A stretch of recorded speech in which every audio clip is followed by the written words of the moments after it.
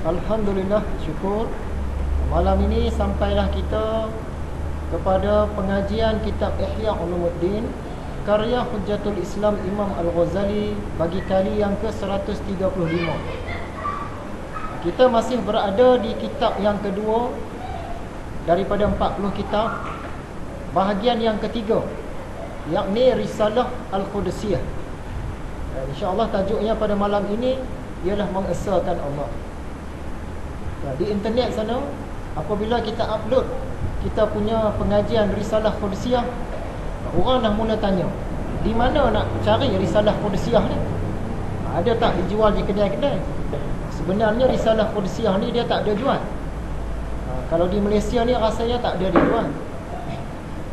Sebab kedudukan Risalah Qudusiyah ni, dia ni dalam kitab Ihya. Kitab Ihya ni ada 40 kitab di dalam dia. Kitab yang kedua tu ialah kitab tentang akidah, dengan nama kitab Qawaidul Aqaid. Kitab akidah tu tadi dia ada 4 bahagian. Bahagian yang ketiga tu lah Risalah Qudusiyah. Jadi dalam bahasa Melayu Malaysia ni rasanya tak ada. Dalam bahasa Melayu Indonesia ada, tapi di negara ni ada tidak tak tahulah. Sungguh pun ada, bukanlah Risalah Qudusiyah saja, tapi kitab yang kedua tu tadi, kitab Qawaidul Aqaid, semua sekali, 4 bahagian. Risalah Qudusiyah ni bahagian yang ketiga. Jadi orang suka dengan Risalah Qudusiyah ni. Sebenarnya Risalah Qudusiyah ni disiapkan terlebih dahulu oleh Imam Al-Ghazali masa dia membahaskan fahaman falsafah Yunani Greek. Masa dia menolak apa yang salah, apa yang lemah daripada ajaran falsafah Plato, Aristotle, Ibn Sina, Al-Farabi. Masa dia tolak tu, dia karang kitab Tahafut Al-Falasifah. Masa dia karang tu lah, dia kata suatu hari nanti dia nak buat satu kitab, nama dia Risalah Qudusiyah. Dan kemudiannya siap lebih dahulu daripada kitab Ihya. Tapi apabila Imam Al-Ghazali buat kitab Ihya, Risalah Qudusiyah tadi dia masukkan sekali.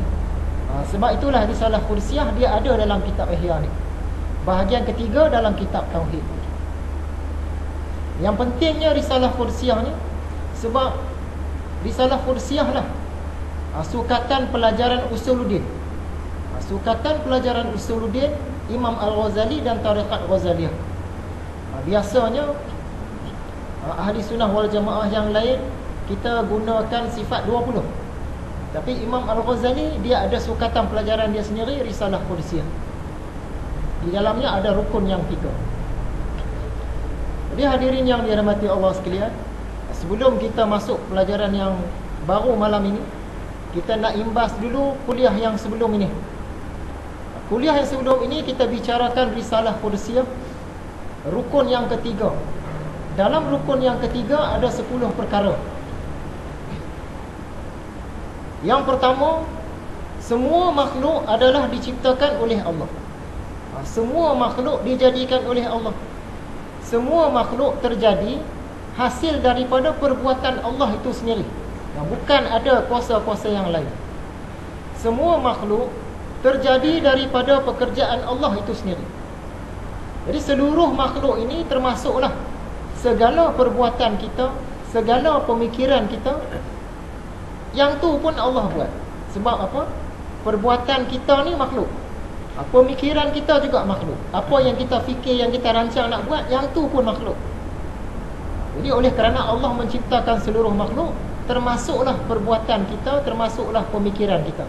Semuanya makhluk yang dijadikan oleh Khalik. Makhluk ni dijadikan, Khalik ni yang menjadikan, yang mencipta. Adakah Allah buat semua makhluk? Ya, Allah buat semua makhluk. Pemikiran kita, perbuatan kita, Allah buat juga. Sebab pemikiran dan perbuatan kita itu pun makhluk. Jadi apakah antara alasannya?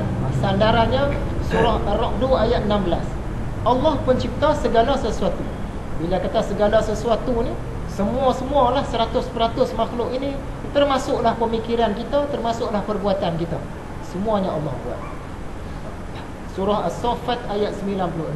Wallahu khalaqakum wa ma ta'malun. Dan Allah menjadikan kamu dan Allah menjadikan apa yang kamu lakukan. Kita pun Allah buat, apa yang kita amal pun yang tu Allah buat juga.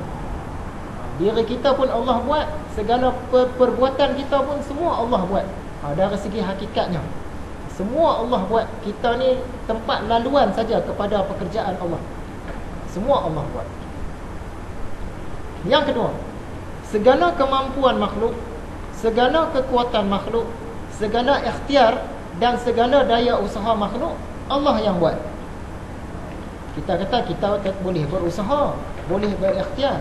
Usaha dengan ikhtiar kita itu pun Allah yang buat. Kita ikhtiar. Ikhtiar ni macam memilih lah.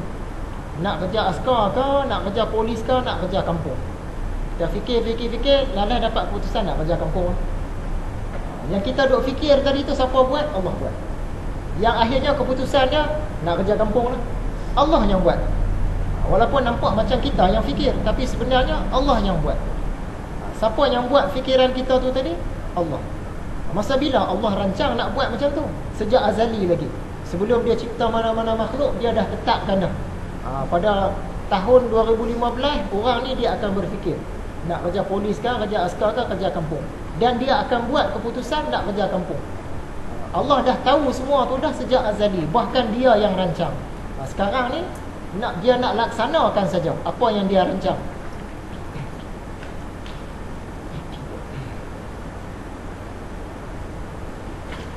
Itu tadi ikhtiar. Kemudian kita usaha. Nak kerja kampung ni cadang-cadang nak bela ayam lah. Nak bela ayam banyak-banyak jadi usahawan. Kita pun cari modal bersusah payah, pergi belajar semualah. Banyaklah susah payah sebelum boleh kita dapatkan ayam tu dah dewasa, boleh jual. Lama masa dia, macam-macam penat lelah nak kena tempuh. Yang usaha kita tadi tu siapa buat? Semua tu Allah buat. Dia yang rancang. Dia dah tahu dah siap-siap yang kita ni akan meniaga ayam. Kita akan belajar, pergi kursus, kita akan minta nasihat pegawai sekian-sekian, kita akan cari modal. Dah jelas sekali kita dapat ayam yang dewasa, kita jual. Semua Allah dah tahu dah. Sejak azali dia tahu dah. Sebab apa? Sebab dia yang rancang macam tu. Dari segi hakikatnya. Yang ketiga, segala ikhtiar dan daya usaha makhluk semuanya berada dalam kehendak Allah. Bila kata kehendak ni, Tuhan yang nak macam tu. Yang kata Fir'aun tu, dia tak mau terima dakwah Nabi Musa, Tuhan yang nak macam tu. Dari segi hakikat, semuanya dalam kuasa Allah. Semua ikhtiar dan daya usaha kita selama hari ini dan masa akan datang pun dalam perancangan Allah, dalam aturan Allah, dalam ilmu Allah. Tak ada satu pun yang Allah tidak tahu hasilnya.